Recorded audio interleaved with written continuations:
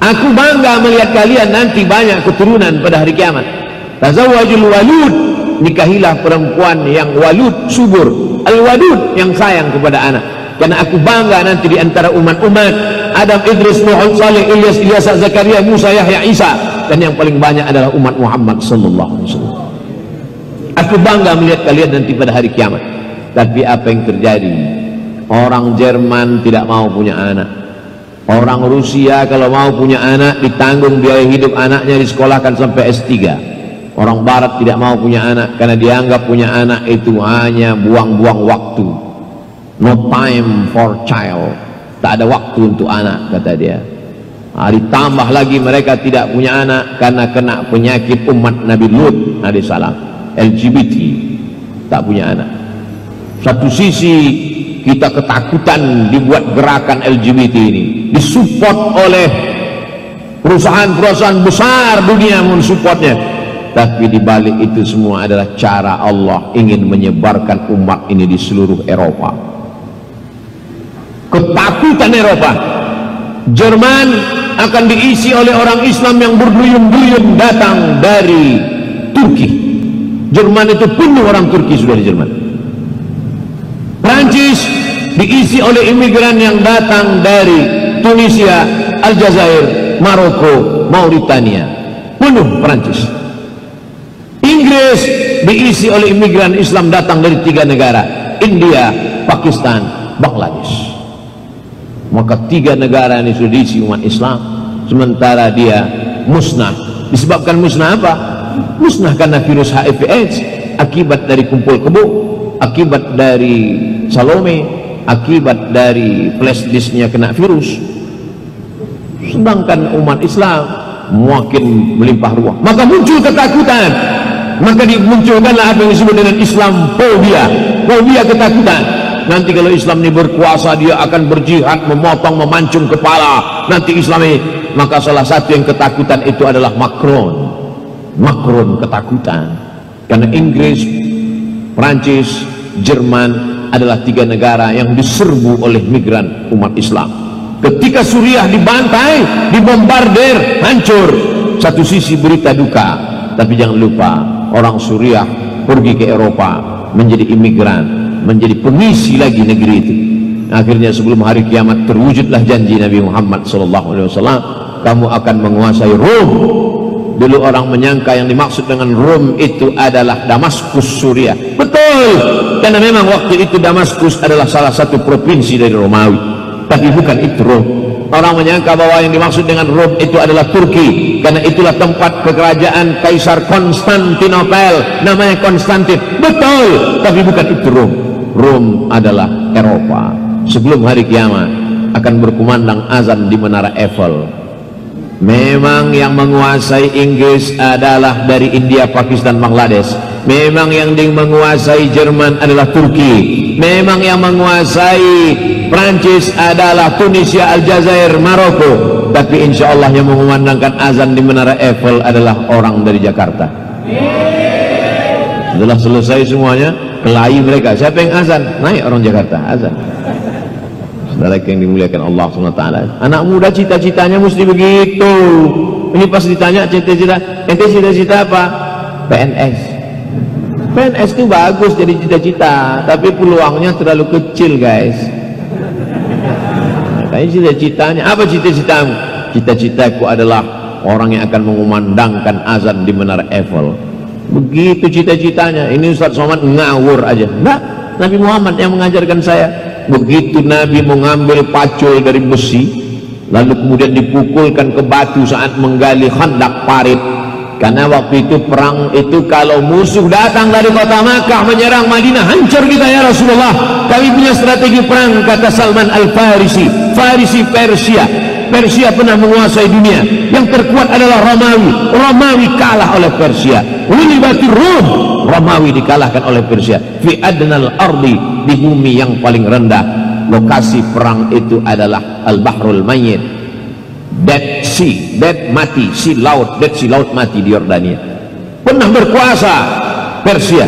Lalu kemudian seorang dari Persia itu bernama Salman Al-Farisi berkata, kami punya strategi perang ya Rasulullah. Apa strateginya?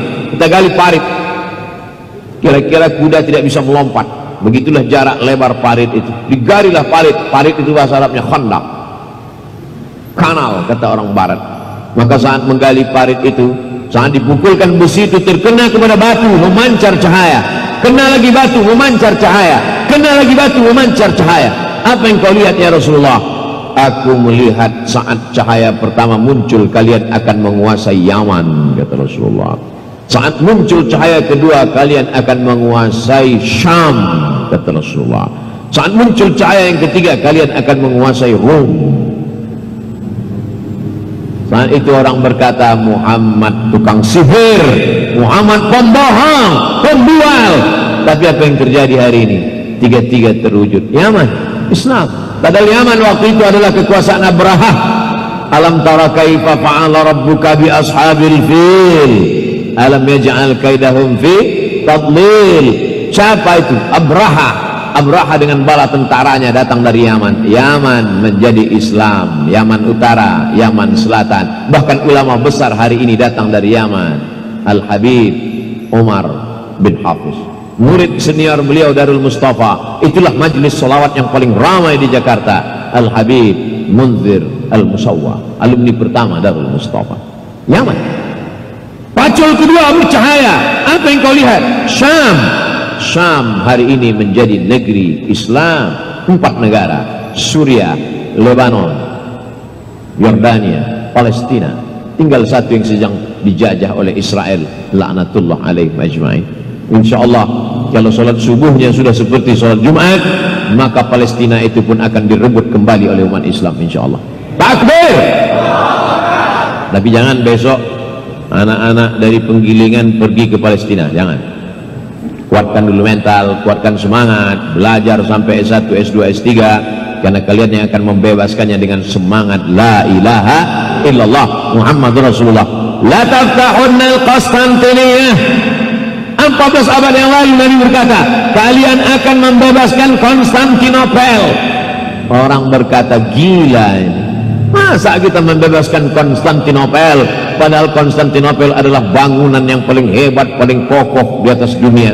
Kami masuk ke masjid yang dibangun oleh Konstantin, yang kemudian dirubah menjadi masjid oleh Muhammad Al-Fatih. Sepanas apapun kota itu, dia tidak akan panas di dalam. Kenapa? Karena di bawah itu dibangunnya kolam renang. Kolam di bawah, ada air, tidak akan panas. Seterik apapun dia tidak akan panas. Kenapa? Karena kubah yang cantik indah dengan batu-batu yang dingin, yang sejuk, luar biasa.